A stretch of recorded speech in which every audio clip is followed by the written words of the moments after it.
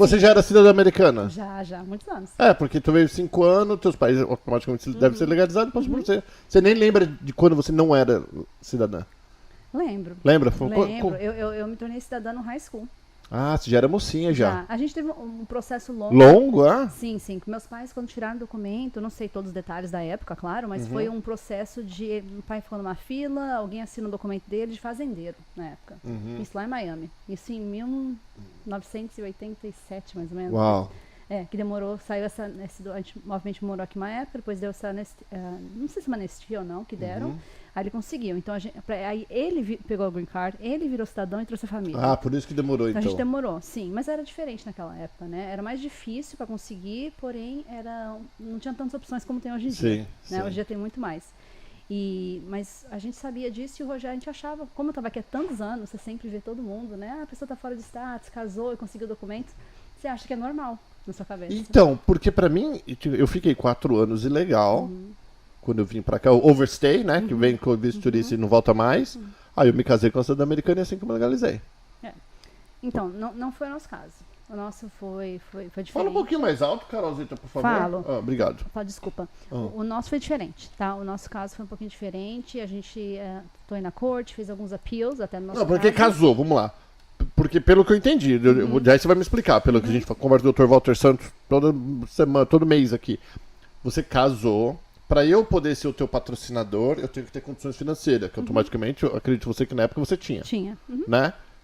E aí, foi simples. Eu fiz o meu, eu nem usei advogado no meu, pra você ter uma ideia, que eu não tinha dinheiro. Então, tem eu não sei te falar exatamente o que foi a causa disso, mas aparentemente tem, se você está fora de status há tantos dias, não sei exatamente a contagem, você tem que fazer uma saída e voltar, legal para isso. Tá? Então eu acho que teve alguma coisa. Mas não dá pra voltar, gente. Então, mas você veio de avião ou você veio de correndo? Como é que eles correram aí? Correndo é pelo México. Não. Não, tô falando porque eu sei que quando a pessoa entra pelo México é mais difícil. Existe caminho, mas é mais difícil. Você veio de overstay também. Você veio e ficou, que nem eu fiz. Overstay. Tá. Aí a gente tentou appeal o caso e realmente a gente acreditou que ia mudar, mas eu não lembro exatamente. O que eles falavam que não? O que não? Porque ficou overstay, tá fora de status e tinha que sair pra pegar. Aí eu falei, não, mas eu sou residente fiscal, ó, falando de imposto. Tô falando de imposto. Fala no microfone, Carol. Eu sou cidadã, então eu na minha cabeça jurava que não ia ter problema nenhum. Tanto que até uma vez eu conversei com o juiz e falei, mas eu conheço pessoas que estão aqui há mais de 10 anos caso e não tem problema nenhum. Por que o nosso caso foi pego? Aparentemente essa é a lei. Tá? Tem uma lei ali que fala que você tem que sair e a pessoa que revisou meu caso negou. Então, a partir disso, é muito difícil você conseguir reabrir sem cumprir aquele mandato que eles dão para você. Então, isso foi a nossa história. E eu não sei também se foi casos de... Vou ser bem sincera com vocês. Se foi advogado errado que representou a gente. Eu não era tão a par, tão instruída como eu sou hoje, no caso, claro, depois de tudo que a gente teve que passar com isso. Mas eu não conhecia ninguém, eu dependia de advogados que eu contratava. É por isso que eu, hoje em dia, tenho um carinho enorme pelo cliente. Porque eu vejo, não quero errar com ele de forma alguma, né? Sim. Porque já erraram muito com a gente. Então, não sei te dizer se foi também caso de advogado. Eu sei que chegou uma época que nosso caso já em andamento, ele fora do país, em 2018. Peraí, então calma, daí ele foi embora. Ele foi... Não, a gente... então, tem um porquê. Então conta. Então, a gente estava tentando legalizar o caso, né? Então, eu tinha uma empresa, eu já não trabalhava mais com A gente estava em opção, eu trabalhava com classificação de mala. Aqueles rap? Exato. Eu abri uma empresa, aí eu tive um sócio e aí deu certo no começo e passou um tempo, não deu muito certo a sociedade e eu meio que fui embora, meio que forçado. Você foi embora pro Brasil? Fui embora pro Mas você Brasil. não estava casado? Tava casado, só que eu não podia estar trabalhando. Tá, daí todo mundo sabe, 99% da brazucada que tá aqui também não podia estar trabalhando. Mas meu ex-sócio sabe. Falou que ia denunciar. Exato. Ele pegou uma brecha e ele falou, se você ameaçar um cidadão, para não entrar, tem alguns certos termos que a gente não pode falar porque é confidencialidade no caso, né? Mas foi usado o termo que se você continuar, não entregar o que eu quero, eu vou denunciar você à imigração e dizer que você ameaçou o cidadão americano. Aí ia estragar nosso caso todinho. Foi aí que eu tive que ir embora. Porque não podia ter nenhum problema no caso dele. Então, agora deixa eu falar aqui, tá falando Paulo Paternes. Você que é cidadão americano, tem que ficar que é um covarde. que é um, eu acho que é uma das piores, eu não tenho um nome que eu poderia falar aqui nesse programa pra você. Eu acho que é um golpe mais baixo, eu acho que você, não você que fez, que eu nem te conheço, mas qualquer um que usa este tipo de situação de uma pessoa, seja qual for ela, pra poder ou tirar vantagem, ou ficar fora ou pra não assumir a responsabilidade, o que seja, nunca faça isso. Porque, na minha opinião, todo mundo aqui, eu falo aqui no canal pergunta, nos Estados Unidos tem mais de 13 milhões de documentados hoje. Aqui, mais de 13 milhões. A população de Portugal são 12 milhões e alguma coisa, pra você ter uma ideia do tanto de gente ilegal que tem aqui, né? Então ninguém que tá ilegal nos Estados Unidos hoje tá aqui porque gostaria. Meu sonho. Meu sonho é morar ilegal nos Estados Unidos. Não, não é. Não existe isso. Então todas as pessoas que estão aqui ilegal é porque, infelizmente, não encontraram uma forma de se legalizar. Ponto. Independente de qualquer coisa. Então ninguém tá feliz de ser ilegal, né? Ninguém. Eu sou super feliz de estar ilegal. É a mesma coisa. Vou dar um exemplo pra você que agora alguns de vocês não vão gostar do que eu vou falar. Quando você usa a situação imigratória de alguém ou para ameaçar, ou para chantagear, o que for, principalmente como uma coisa que a pessoa não tem como, é a mesma coisa de você chamar o careca de careca, chamar o negro de negro, chamar alguma coisa, falar com tá, ela é aquilo, o negro é negro, o careca é careca, o japonês é japonês, o baiano que nós falamos baiano, né? Você tá usando isto de uma maneira não legal. Entendeu? O negro é negro? É. O japonês é japonês? É. O ilegal é ilegal? É. Todos são. O branco é branco? É. Só que como você coloca isso, que está o problema. E quando você usa alguma coisa que a pessoa não consegue mudar, né? No careca, hoje em dia o careca pode pôr com cabelo. Você entendeu o que eu quero falar? Sim. Você entendeu? Eu quer dizer, quando é uma covardia. É uma falta de... Eu tô tentando buscar a palavra aqui, Carol. É um golpe baixo. É um golpe baixo. A minha mãe sempre falou, dá poder a uma pessoa, você vai ver quem ela realmente é. Né? Então, eu acho que foi bem isso, no nosso caso. Aí você ficou com medo. E, na verdade, não ia dar nada, viu? Não, a gente não ficou com medo, mas a gente falou assim, a gente quer ficar aqui? Quer, porque a minha vida toda é aqui, né? Aí eu falei, Rogério, vamos então. A gente tinha decidido que ele ia seguir isso aí, ele ia embora em abril, então só acelerou o processo. Só que todo abril a gente falava que ia ser o próximo abril, né? Porque é uma decisão difícil. Vocês tiveram filhos ou não? Não, nesse mesmo ano a gente tinha acabado de perder um bebê. Ai, que horror. Então tava aquela aquele ano nuvenzinha ruim. Mas hoje a gente entende tudo por quê, né? E até esse sócio. A gente não olha esse lado ruim. A gente fala, nossa, ele foi até uma benção em ajudar a gente a tomar uma decisão que a gente não conseguia tomar. Tanto é que hoje eu tenho o documento europeu e tenho o documento americano. Então, foi uma benção. Pois é, aí você foi embora. Eu fui pro Brasil. Com má vontade, mas foi porque achou melhor no momento. Exato. Fui pra Brasília. Fiquei 4 anos em Brasília. Calma, e você aqui? Foi. Mas ela foi comigo. Quando eu fui... Não, é assim, eu tinha uma viagem já programada, eu, minha cunhada e minha mãe. Então, quando veio isso, eu falei, mãe, você fica com os cachorros, porque meus cachorros são meus bebês, e eu vou com o Rogério. Eu acho que foi o dia que eu mais chorei na minha vida, foi o dia que eu... Deixou os cachorros? Não. Deixou o Rogério? Que eu deixei ele em São Paulo. Porque assim, eu sou aquela pessoa, Paulo, que tudo que eu quero eu tento conquistar, né? Eu vou atrás, eu tenho, esse é o caminho que eu vou seguir. Com ele foi uma coisa que eu não tinha essa resposta, foi tudo muito rápido. Então meu irmão saiu para a escola de medicina, fiquei sem meu irmão. Meus pais tinham divorciado, estava sem meu pai. Ele, que era meu marido, estava indo embora, eu fiquei desamparada. Eu não tinha ninguém assim, como é que ia conhecer, como é que ia trazer ele de volta? Era tudo nas minhas... Então acho que foi a última vez que eu mais chorei. Você se sentiu impotente ali, não tinha o que fazer.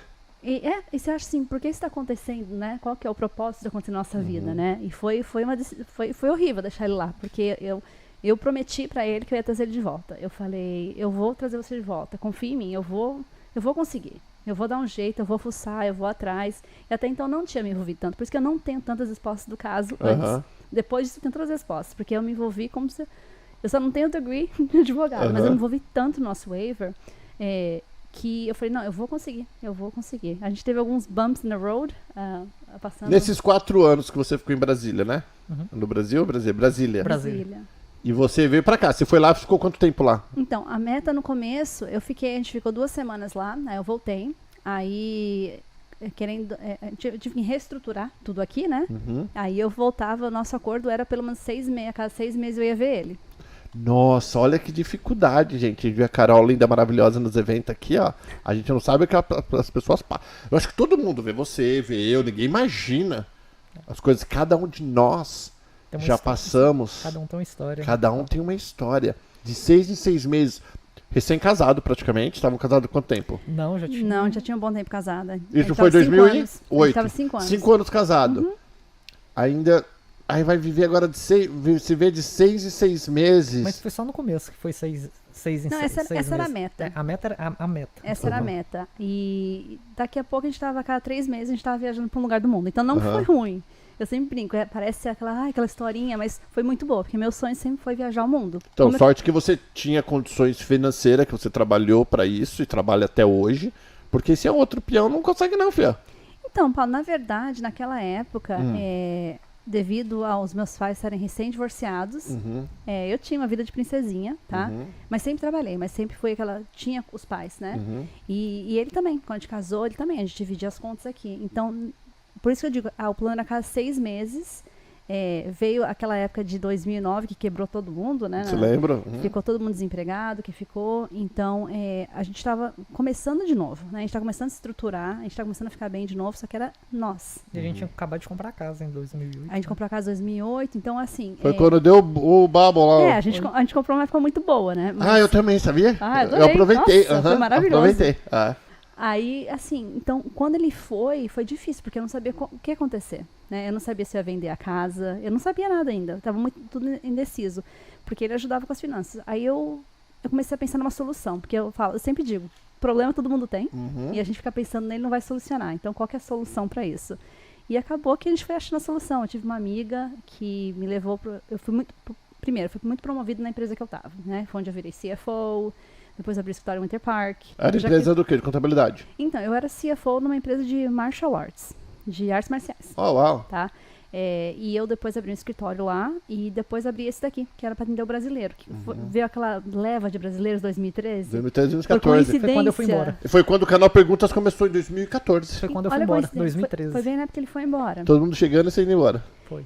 Então começaram a me pedir muito serviço contábil. Então comecei a atender. Então isso ajudou. Aí daqui a pouco deu 1 ano, a gente começou a viajar a cada 3 meses. Depois mudou para 2 meses, a gente começou a se ver. Aí depois era 1 mês lá, 1 mês aqui. Aí depois, quando ele foi para Portugal, eu morei 1 mês lá e um mês aqui com ele. E dava pra levar o escritório? Dava. Eu trabalhava remoto, né? Fiz todo o meu escritório. Por isso que quando veio a pandemia nada me assustou, porque o escritório todinho já estava remoto. Já. A única coisa que afetava é, querendo ou não, você começa a ficar confuso onde eu moro, né? Não, e outra coisa, tinha a parte da sua mãe, né? Teve a parte da minha mãe que ela, infelizmente, nesse período, nessa nuvem preta que não ia embora, ela foi diagnosticada com câncer. Ai, tadinha dela.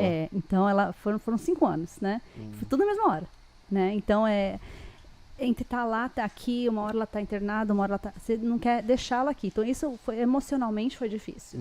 O trabalho foi muito abençoado, mas essa parte foi emocionalmente. Então quando eu comecei a morar 1 mês lá, 1 mês aqui, você começa a ficar um pouquinho fora de si, porque você fala... Onde é que tá? Onde é casa? Onde é que tá minha calça jeans?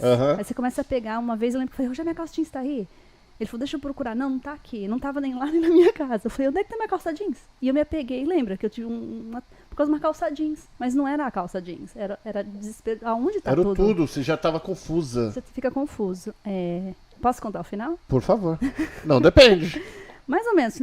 Bom, nosso caso demorou, foi super longo. Quando a imigração mandou um denial pra gente, em abril de 2018, a gente estava na China viajando, no metrô. Na China, a imigração falou não. Chegou a carta falando que negaram. Aí eu liguei pra advogado. Negaram o quê? Negaram o pedido de perdão por ele ter ficado overstay. Isso. Aí eu sabia que isso pode acontecer, mas a gente não estava esperando, porque meu caso já estava supostamente forte. Só que quando chegou a carta, o advogado falou pra gente, o engraçado é que não tem uma razão do porquê eles estão negando o seu caso. Eles só negaram e mandaram assim, negamos agora, aplique de novo em setembro.